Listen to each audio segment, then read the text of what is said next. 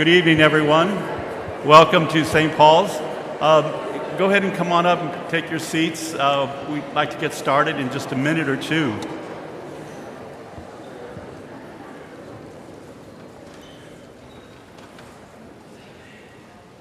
I want to say a special welcome to those who are watching us on YouTube at St. Paul the Apostle Media. I'm glad that you could join us today. So welcome to an evening with Father G at St. Paul the Apostle. I'm Father Gil, and happy to welcome you to this special presentation. As we have all of our confirmation kids here, our students from confirmation, so I wanted to say a special welcome to them as well, and students from our 8th grade, so we're so happy to see you here this evening.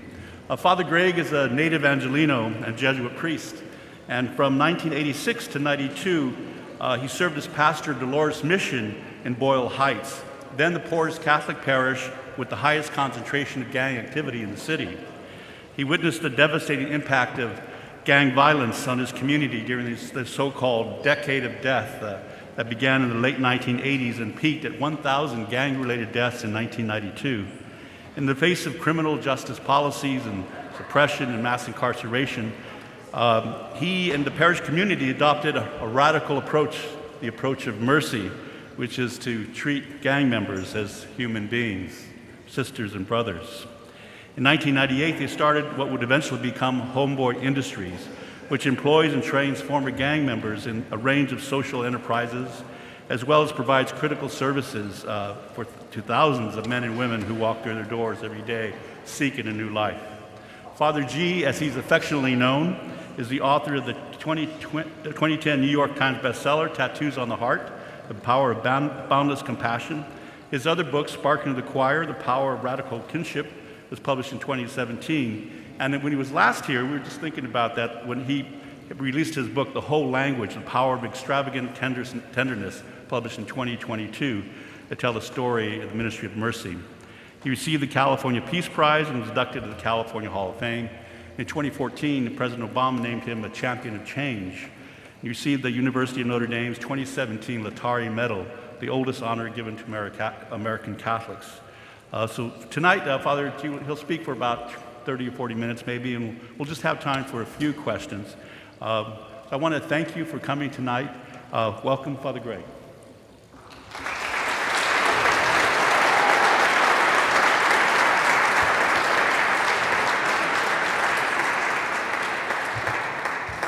Thank you very much, Gil. I actually canceled this, and because I unexpectedly had a little surgery where they took a chunk out of my shoulder, and I didn't know that was going to happen, and in search of some melanoma, but I'm okay. But I thought, well, I'm just good. I was at home the whole week, and I thought, well, I didn't want to leave Gil hanging. But there are 120,000 gang members in LA County, and all of them have my cell phone number. So words traveled fast that I wasn't in the office, that I was at home recuperating, and so they were all endlessly asking how I was doing, and so I have a ministry of memes. So you know who Mr. Bean is? Yeah. So there's a meme of him dressed like a surgeon with scrubs in the operating room. And there's a little video of him leaning right in, and he's going like this. So thousands of text messages from gang members, how are you feeling? And I'm fine, and I send this meme of Dr. Bean, Mr. Bean. And so a homie texted me back, to be honest, Pops, your doctor looks creepy. The fact that he actually thought Mr. Bean performed my surgery, made my whole day. So I don't know. Thank you for being here tonight. Thank you, confirmation class, for being here against your will. And I don't know what I want to say. I kind of want to talk about God, I suppose, and about what our common invitation to joy my joy yours, your joy complete. As Jesus says, your light has come. The glory of the Lord shines on you. All in caps and underlined. It shines on you. And so we're invited to imagine a world that looks differently than it currently looks. How can we put one foot in front of the next and try to somehow announce a message? How can we be in the world who God is? How can we believe deeply that kindness is the only non-delusional response to everything, which is to say every other response is delusional? How can we imagine a circle of compassion and then imagine nobody standing outside that circle? How can we go out to the margins and stand there and then look under our feet and be amazed that the margins are getting erased because of where we chose to locate ourselves? And so we stand with the poor and the powerless and the voiceless. We stand with those whose dignity has been denied. We stand with those whose burdens are more than they can bear. We stand with the easily despised and the readily left out. We stand with the demonized so that the demonizing will stop. And we stand with the disposable so that the day will come when we stop throwing people away. And we brace ourselves because always the world will accuse you of wasting your time at the margins. But the prophet Jeremiah writes, "For in this place of which you say it is a waste, there will be heard again the voice of mirth and the voice of gladness, the voices of those who sing." And other voices get heard when you stand out at the margins. There's a homie who's on my mind, Marco, who was, I was just sitting in my car before walking in here, and he was texting me, and we've been going back and forth. I've known him a long time. I remember he and this other homie named Jose went with me to Helena, Montana to give a talk. Both Jose and Marco were what we call in the biz YA babies. So they were in the youth authority, which means they were too young to be tried as adults and were charged with very serious crimes. So they went to the youth authority, which are now kind of ending in the state of California. But very serious crimes, very young kids, kind of grown up in the system. So I took Jose and Marco to Helena, Montana to give a talk at whatever, I can't remember the name of the Catholic university there. But so we went there, and they'd never been on a plane before. So of course they were two viejitas on the roller coaster at Magic Mountain. Ay, Dios mío, and they were just persignándose and completely in a panic and hanging on to each other. And when we arrived, there was snow, lots of snow. And they had never seen snow before. So, in a hurry, they were throwing snowballs, and the very next day, we had a half a day where they could, sled down hills and stuff. And then we had the big talk in the evening. But before the talk, we were to meet with some writer from the Helena Gazette, some newspaper or something in the Helena. And so we met with them, and they took pictures of us, the three of us, in the snow. And we're all wearing our Homeboy knit caps that said Homeboy Industries, and our jackets that said Homeboy Industries, and we were freezing. And then we gave the talks, and the two of them got up and spoke, and honest to God, if their stories had been flames you'd have to keep your distance, otherwise you'd get scorched. I would not have survived a single day of either of their childhoods. Stories of torture and terror and violence of every imaginable kind. And then they put us up in this very old hotel in the heart of town, and kind of a classy old hotel. And I get up very early in the morning, and so I go do my little walk. And so I come out of my room and I look down the hall, and they left newspapers in front of each door, like they do sometimes.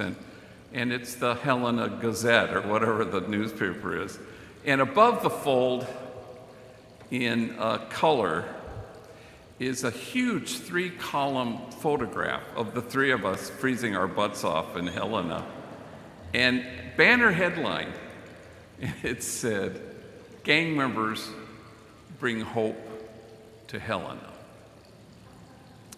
And I think, wow, when these guys get up and they see this newspaper waiting them out, so they're going to be completely blown away. And so I had told them this was our last day there, and I'd come down for breakfast. And I'm sitting there waiting for them and having breakfast, and the two of them come with stacks of newspapers, and they had jacked them from all the doors,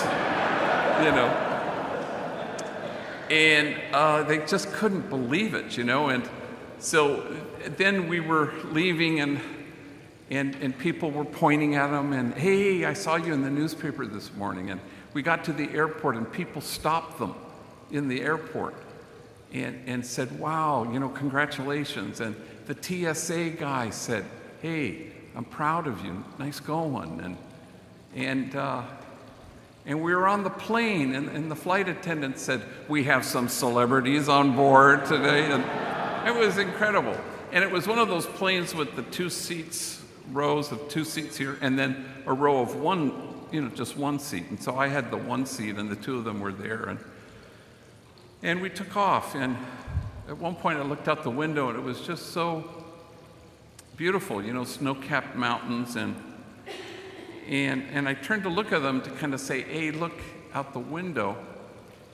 And Jose was closest to the window, but he was leaning on Marco, and he was just, asleep. And Marco was crying. And he had the newspaper that he had jacked from all the rooms sitting on his lap. I said, "Are you okay? What's wrong?" He says, "This article, it gets to me." I said, "Why?" He said, "It makes me feel like I am somebody." And I said, "Mijito, that's because you are somebody."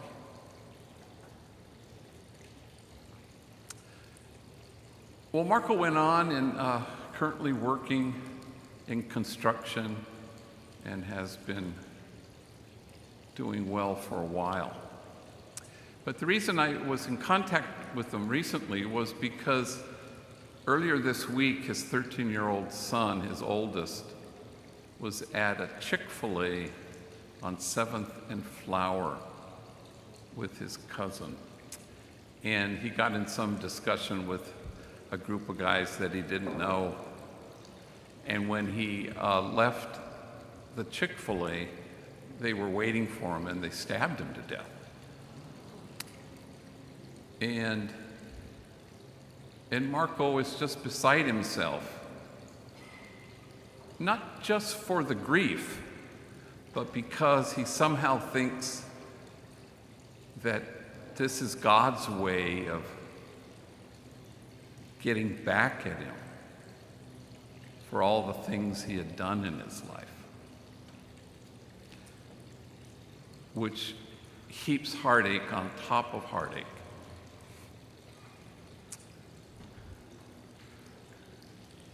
It's not insignificant, the notion of God we have and how much pain it often causes on people.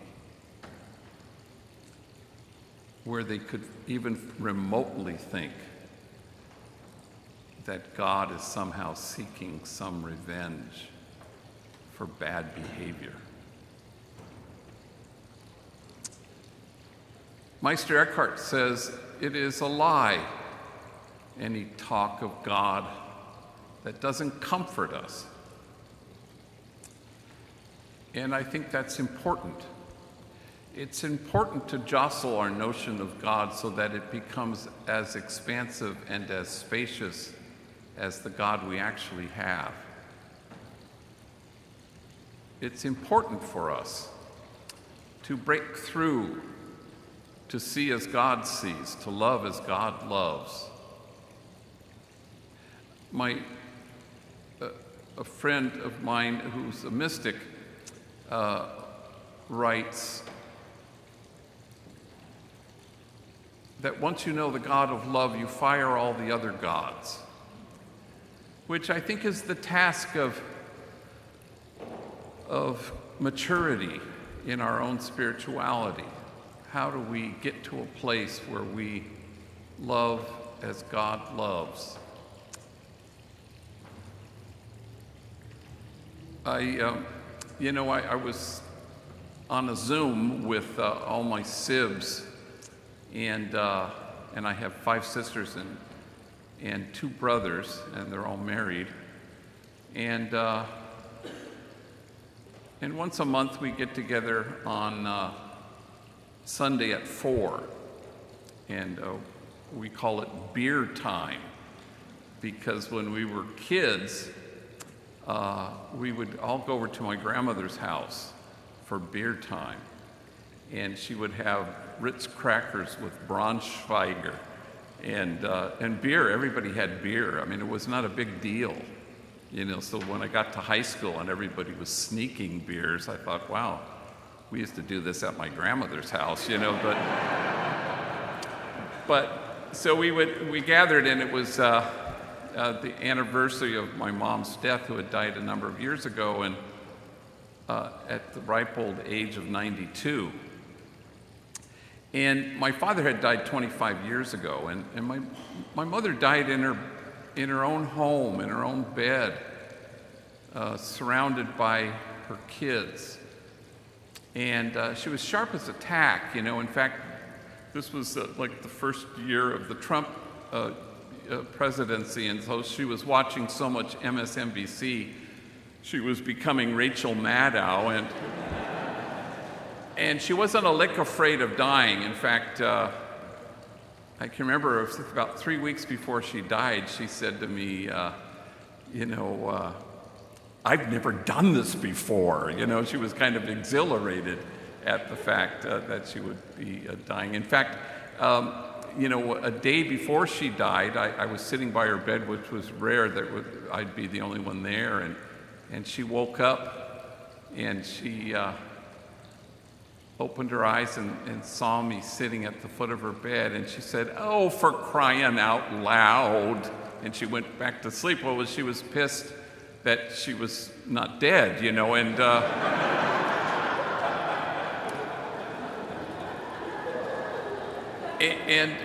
the next day at exactly noon, my sisters went out to go get lunch, and I was there. It was just the 2 of us. Again, it was such a rare thing.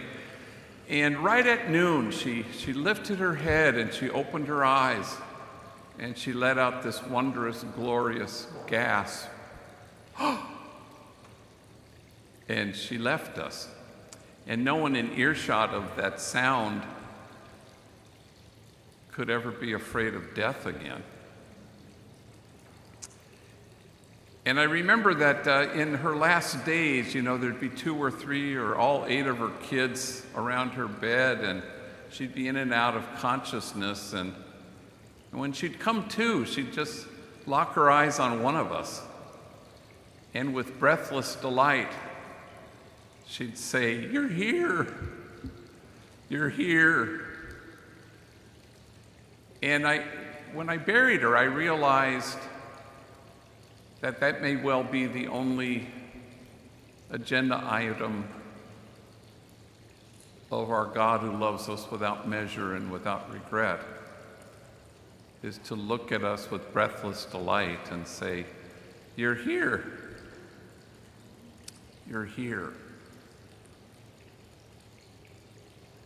It's only delight. "You are my delight," which is what the Old Testament tells us is God's nickname for us, my delight. And so there is nothing more consequential than our notion of the God we actually have,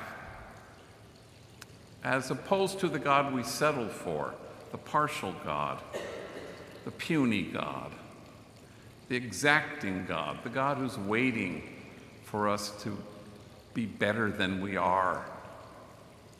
At Homeboy, we're kind of allergic to the notion of holding the bar up and asking gang members to measure up.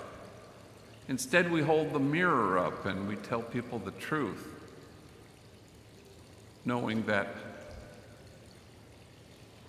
we all share the same truth, that we are exactly what God had in mind when God made us.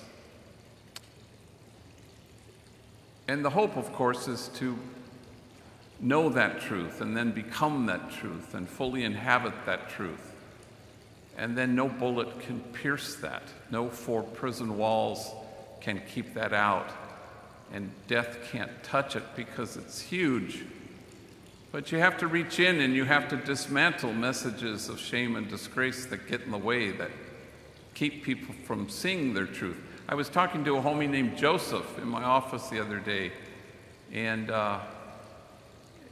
I've known him for a long time, and I buried his father who died of a heroin overdose when he was a little kid. He ended up getting into a gang as his father was in a gang. He ended up becoming a heroin addict and lived on Skid Row often. And now he's back with us and doing well. And he stood up and our conversation was coming to a close, and he says, you know what the whole point of life is? I said, no, I'm dying to know.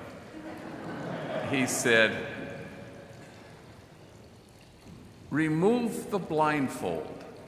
And I said, that's pretty good. But what do you see when the blindfold falls?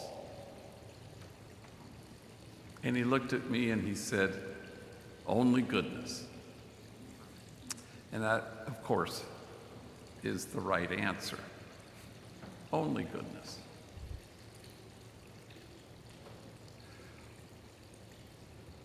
We're invited to joy. We're invited to somehow inhabit this joy, or as my director of novices used to say, God made us because he thought we'd enjoy it. And I think that's true. I had to preach the other day, and the reading was the one about where it says, you don't take a unshrunken piece of cloth and sew it on an old cloak. And then it says, because if you do, the fullness pulls away. Which I'd never heard before. I focused on the cloak, but the idea of our fullness pulling away is something we want to safeguard. We want to make sure that that doesn't happen. We're invited to walk each other home into wholeness and health and wellness. We're invited to ensure that our fullness doesn't pull away. Because in the end, what God hopes will happen is that we will know that we are unshakably good. And as Mother Teresa says, the problem in the world is that we've forgotten that we belong to each other. So we know that we're good, and we know that we belong to each other. And that's the hope.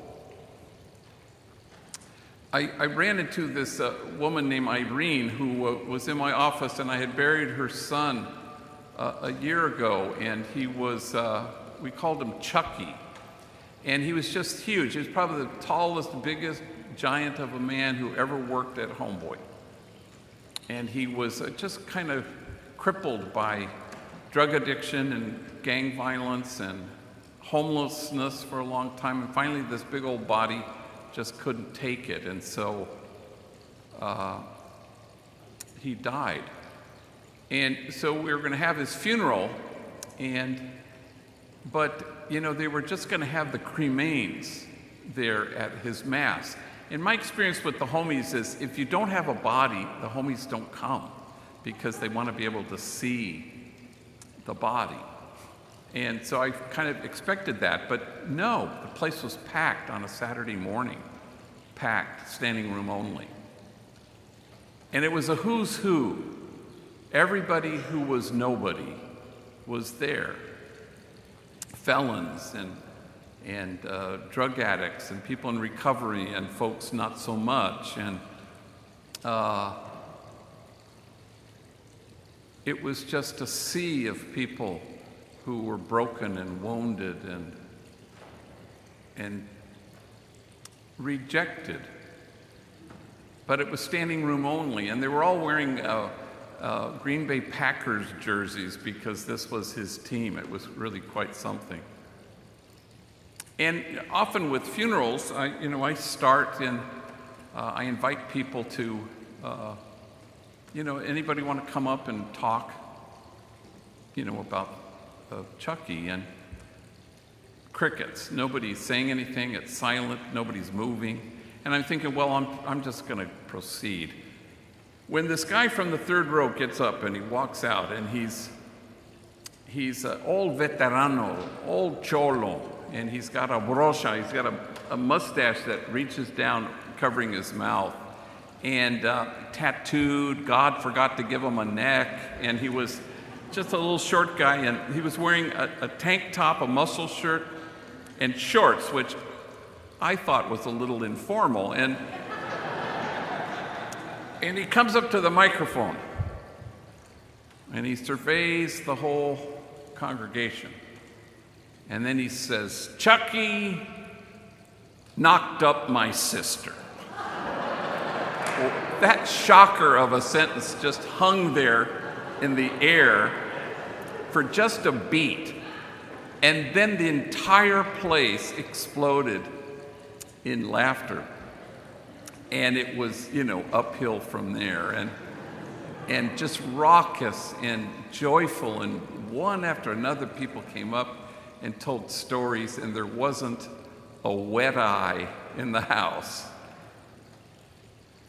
And then communion time came, and I do what I always do. I always say, and I always blame Pope Francis. I always say, Pope Francis says this meal is not, the gran premio for the gente santucha. It's not the grand prize for the perfect person. It's food for the hungry person. Everybody's hungry. And all of you shared meals with Chucky at one time or another. This meal is not different. So please, come up and receive communion. Well, every damn buddy came up and received communion. And everybody was sobbing. And I'm thinking to myself, wow, they're really feeling Chucky's loss. Until the very last woman, who was a cholia and been there, done that, and she receives communion, and she grabs my hand and she says, "Thanks for inviting us." And I realized how much we have the blindfold on. And all God hopes is that we'll see as God sees, that we will somehow love how God loves, and that we will find a way to pull the favor out of people so that they can feel favorable.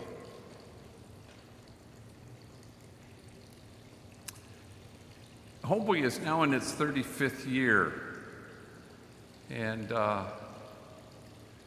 we've changed who we were over a lot of the years. I suppose the first 15 years we were kind of job-centric, and And then we became healing-centered, and our principal was an employed gang member may or may not go back to prison, or a educated one may or may not, but then it became our absolute guarantee that a healed gang member will not ever reoffend, period, the end. So everyone who comes through our doors comes barricaded behind a wall of shame and disgrace, and the only thing that can scale that wall is tenderness. Every single man and woman of the 10,000 who walk through our doors every year comes with what psychologists would call a disorganized attachment. Mom was either frightened or frightening, and you can't calm yourself down if you've never been soothed. And so you create a place where folks feel safe, and then they can be seen, and then they can be cherished. The homies will say often enough that we're used to being watched, but we're not used to being seen. They're not used to people looking at them and saying, "You're here, you're here." Whereas the Buddhists say, "O nobly born, remember who you truly are." The first thing, as somebody was asking me this the other day, the first thing we really did was we started Homeboy Bakery, because right after the unrest, the poorest parish in the city, Dolores Mission, nestled in the middle of two public housing projects, Pico Gardens and Aliso Village, that had 8 gangs at war with each other. And I was burying kids starting in 1988. And a month ago, I buried my 256th killed because of this sadness. Not all from that parish, but I run a large gang intervention program, so I get asked to do this. And so when the unrest in '92, after the Rodney King verdict was handed down in Simi Valley, every pocket of poverty exploded and imploded except the projects where my parish was. So the LA Times wanted to know why, and I said, well, maybe it's because we had 60 strategically rival enemy gang members who had a reason to get up in the morning and a reason not to gangbang the night before. So maybe that's why. So the article appeared, and a movie producer named Ray Stark, who happened to have $500 million, read the article, and I was summoned to his office. And he said to me, "How should I spend my money?" And as I look back on it now, I can see that I woefully undershot my request, but I was young, I had hair, and I said, well, there's a bakery across the street from the school. You could buy it. It has ovens, they don't work, but you could, fix them. And we could put hairnets on rival enemy gang members, and they could bake bread, and we could call the place Homeboy Bakery, which was the extent of my entire business plan. And so we were off and running. And the bakery got a lot of attention in those days. News crews and Prince Charles's business advisors came, and busloads of tourists from all over the world came to see the famous Homeboy Bakery, until it burned to the ground in October of '99.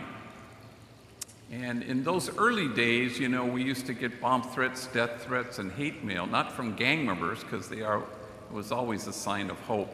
But in those early days, the demonizing of gang members was so wholesale that it was a short hop to demonize me for helping them. And so I would write an op-ed piece in the LA Times, and then we'd get hate mail galore. And so then the bakery burned to the ground. And naturally, we all thought, it was one of these threats coming to roost. And I remember running down the block, and I could see the flames shooting through the roof at 3 o'clock in the morning. And there were the señoras from the projects. They were just weeping and hugging me and promising me they'd have a venta de comida, a sale of food the next morning. And there was a homegirl named Lucero who hugged me, also crying, and she said, "Don't worry, G, we'll have a car wash," which I'm sure would have just put us over the top.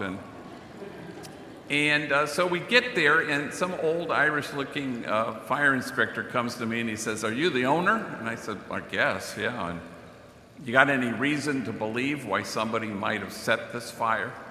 I said, "No, and you didn't have any disgruntled ex-employees, did you?" I said, "No, I think we're okay there because, all the disgruntled ones still work for me." But he didn't laugh. And then he kind of looks around. He's going to confide something in me. He said, "You know this area where the bakery's located?" I said, "Yeah." "It's known for hoodlums," he said to me, like this news might come as a surprise to me.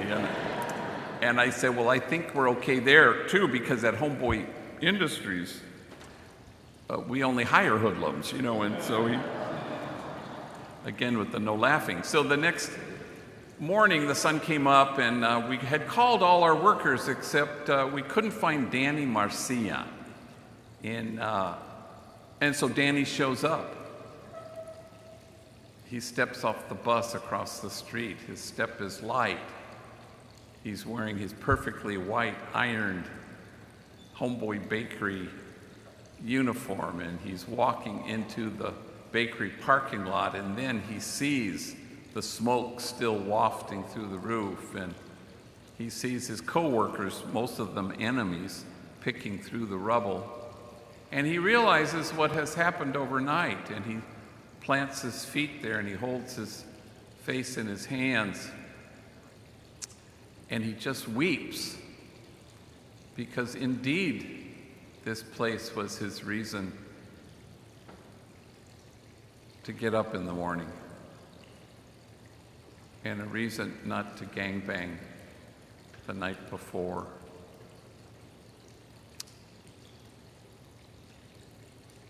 Homeboy Bakery was kind of like this off-ramp off this crazy freeway called gang violence.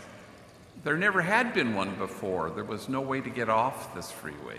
And then this kind of even symbolically announced a message. What if we were to invest in people rather than futilely trying to arrest our way out of stuff? There was a homie named Ramon who was the biggest drug dealer I've ever known, and I knew him all. And he was from a gang, and he always resisted all my attempts to hire him. Until one day he said yes. And in recovery, it takes what it takes. In gang recovery, it's the same thing. It can be the birth of a son, a death of a friend, a long stretch in prison. I don't know what it took with Ramon, but perhaps the birth of his daughter Clarissa. Finally, he says, "Yeah, I want to come work at Homeboy Bakery." So I brought him in, and he was a good worker, but because he was a leader, I made him the foreman of the bakery. So it was hard enough, to work with your enemies, but even more difficult to supervise them. But he did a good job. But the part of his job that he hated was the tours. And I never, to this day, I don't give tours. The homies do. We were just endless kind of requests. And one request we got from a group of Central California farmers who rented a big, sleek ultra-modern bus, and they drove from the central California to Los Angeles to visit the famous Homeboy Bakery. This was in our early years. And so I'm waiting there with Ramon, and he's having a bad attitude day, and he just hates giving tours. And all of a sudden the bus pulls in, and I'm waving and I'm pointing, you can park over there. And Ramon sees the microphone at the front of the bus that the tour guide uses, and he pretends he's the tour guide. Welcome to Homeboy Bakery. Observe gang members in their natural habitat. Please keep your hands in the bus at all times. Do not attempt to feed the homies. They are not yet tame. And I'm saying, cállate cabrón. And so they get off the bus, and I welcome them, and I go to my office. And so I come back later, and I see Ramon, and I said, you know, it triggers the memory of the tour. I say, hey, how'd that tour go, by the way? He goes, damn, gee, what's up with white people anyway? I said, I don't know. What's up with us? He says, well, you know, this busload of gabachos, white people, they walk into the bakery and they see it, it's all clean and the machines and the ovens, and this place is great. They always be using the word great. I said, really? I'm not aware of that. Yeah, and they see the homies, enemies working side by side with each other. You fellas are great. And then they try the bread. They go, wow, this bread, it's great. How come white people always be using the word great? I said, I don't know. This is like news to me. And trust me, from that moment forward, every opportunity I could find, I told him how great he was, you know, just to mess with them. Well, one night, you know, we always closed at 11, and I was there near closing time, and I pull into the parking lot, and he sees me, and he races to my car. And this guy's never excited about anything. He goes, AG, check this out. You're not going to believe what happened yesterday. So he tells me that he went to the babysitter to pick up 4-year-old little Clarissa. And he puts her in his car, and they drive to their humble little apartment where for the first time in his life, he's paying rent with honestly earned, clean, decent money. He is a single father. Her mother is lost somewhere out in the streets. He unlocks the front door, and little Clarissa goes running in the little hallway, and she gets into their little sala in their little living room, and she plants her feet, and she takes the whole room in with her gaze, and she extends her arms, and she says, "This is great." And he said, I thought she was turning white on me. And he gets down at eye level, and he says, Mija, what's great? And little Clarissa, with great emotion, she clutches her chest and she says, my home. And as soon as she says these two words, instantly our eyes begin to fill with tears, and we stare at each other for what feels like an eternity, and we just look at each other, and we watch tears slowly rolling down our cheeks, and I break the silence,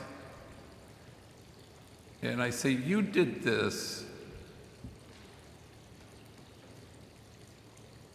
You never had a home in your life, and now you got one.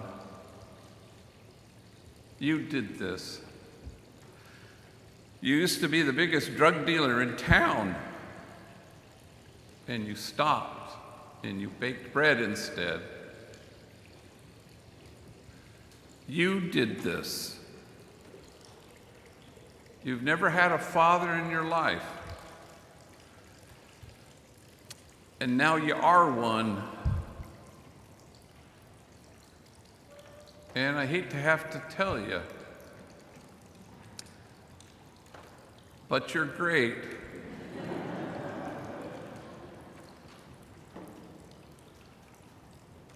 And I hate to have to tell you that as it would happen, first time I ever told that story publicly was at his funeral a couple months after that.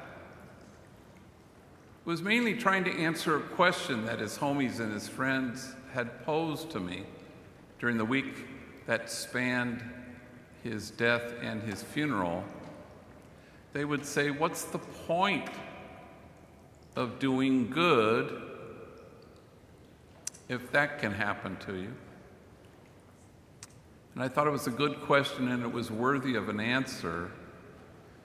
So I stood in front of this packed church and I said, and I told that story, and then I said, and here was the point.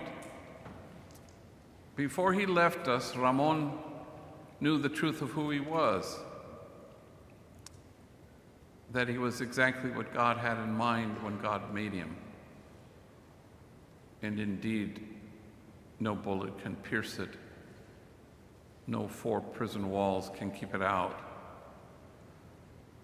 And death can't touch it because it's great.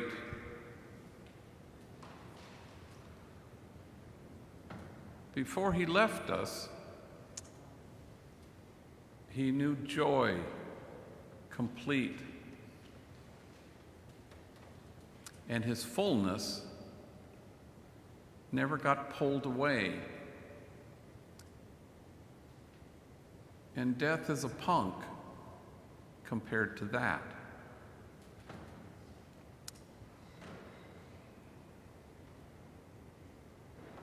I had a dream about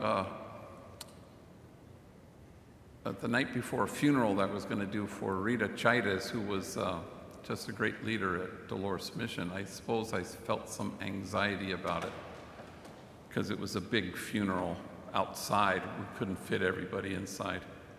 And in the dream, she said to me, "We're all born and we're all going to die, and all we have left is the tender time in between." I woke up and I wrote that on a little piece of paper so I wouldn't forget it. All we have left is the tender time in between. And so we hope that the blindfold will fall and we can see the truth of who we are, that we're exactly what God had in mind when God made us. Your light has come. The glory of the Lord shines on you. And all we have left is the tender time to remind each other of this truth, to look at each other in the eyes, "O nobly born, remember who you really are," and say, "You're here, you're here." And this is God's dream come true, that we see as God sees, and we love as God loves. And pretty soon we cease to care if anybody accuses us of wasting our time at the margins. For in this place of which you say it is a waste, there will be heard again the voice of mirth and the voice of gladness, the voices of those who sing. Thank you very much.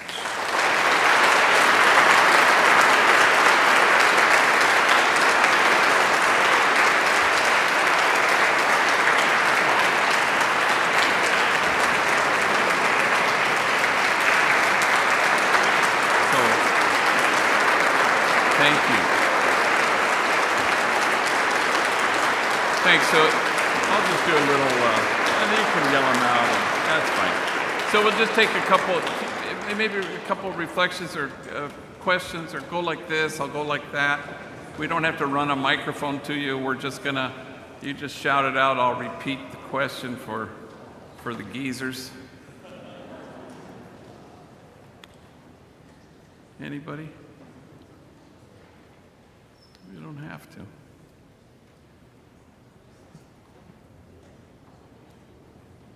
Yes, way back there. How long did it take to get the bakery back up? How long did it take to get the bakery back up? Yeah, so that was October of '99, and it was kind of a turning point because it was then that the city of Los Angeles said, well, this is really our thing. It's not just your thing. So they really kind of said that they really funded this extraordinarily in that moment, including elected officials who found funds to purchase land is what we did. So we bought land over where we currently are at our headquarters in Chinatown. And so part of the issue with our bakery was it was there and it happened to be in a gang territory. So it was neutral once you got inside the bakery, but you had to travel to it, which made it very precarious. And so, and that was difficult. So there was no way I was going to rebuild the bakery in the site of the bakery.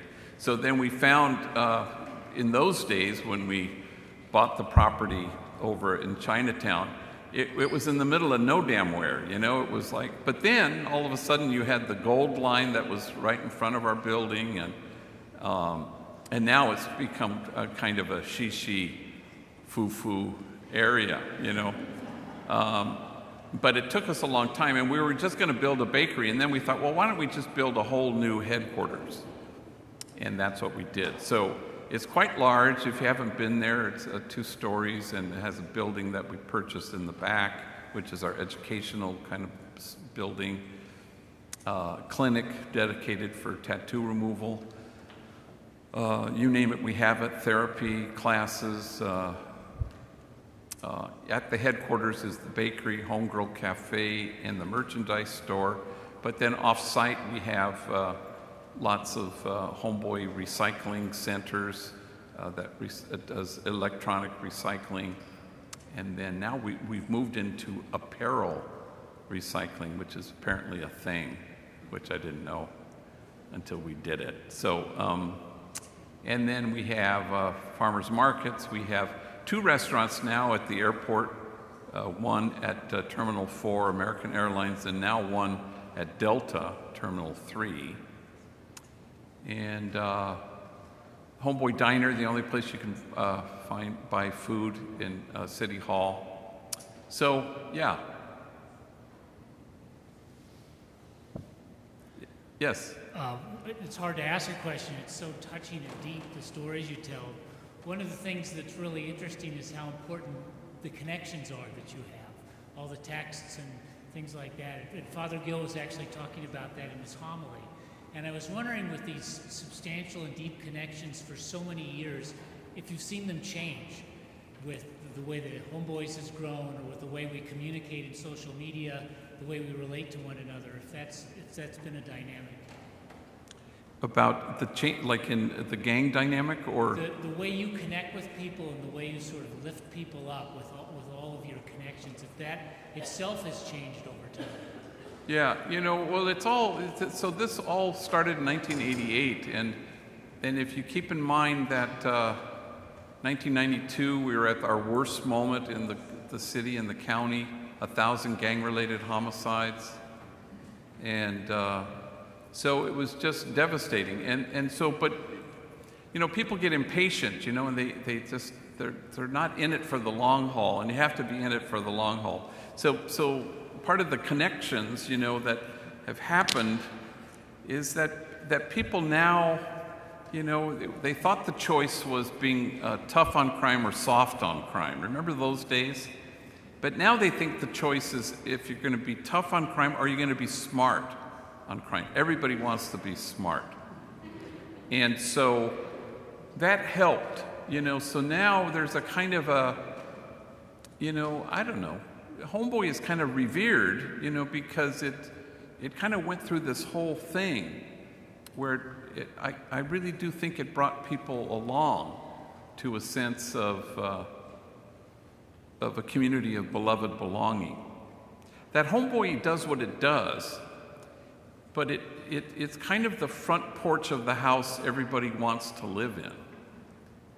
And that's important. I don't think we're the answer, but I think we know what the question is. And the question is, what would it look like if we actually believed that we belong to each other? I was in Philadelphia recently, and I was on a panel, and I used that quote from Mother Teresa, that the problem in the world is that we've just forgotten that we belong to each other.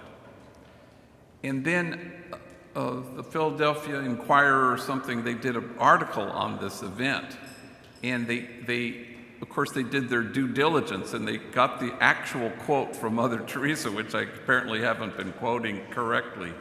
And it's something about if the world doesn't have peace, it's because we've forgotten that we belong to each other. So I like that, and I thought, if there's somebody living in a tent on Main Street in downtown LA, it's because we've forgotten that we belong to each other. And the list goes on, and the question is, what would it look like if we believed that we actually belong to each other? What would it look like if we believed everybody was unshakably good and we belonged to each other? I think we would probably roll up our sleeves and get to work. How about one last one? Yeah. I'm Jack Musitano. I wanted to ask, how many gang members have you employed? How many do we employ? So 10,000 folks a year walk through our doors. Not all of them become a part of our 18-month training program. And so, and we're kind of reverse cherry pickers, I remember a homie was very nervous about his interview, and he went to go to his interview. So that's a drug test, and then it's orientation a week later, and then a week later you are interviewed by homies, by the peers, your peers who work there. And I said, well, how did the interview go? And he said, I think I made a good impression. I said, oh, shoot. And he said, why? I said, well, we only hire people who make bad impressions, so. And I'm only half joking, because, part of the thing is, you really want to, if somebody is surly and difficult, that's the kid we want. I remember years ago at the Silkscreen, Ruben, who runs the Silkscreen, has been around for 27 years now. He doesn't do this anymore because he already knows, but he called me and he says, that kid Hector you sent over here? I said, yeah. Well, he doesn't want to be here. I said, well, where is he? Here. I go, trust me, if he didn't want to be there, he wouldn't be there. But it was that kind of, you don't want to work with you want to work with the least likely to succeed. Because the world only works with the ones more likely to. And it's about healing. It's about people transforming their pain so they don't have to transmit it anymore. And it's about people becoming sturdy and resilient. And if it's true that the traumatized are more likely to cause trauma, then it has to be equally true that a cherished person will be able to find their way to the joy there is in cherishing themselves and others. My joy, yours. Your joy complete. You don't want your fullness to pull away. Thank you all very much.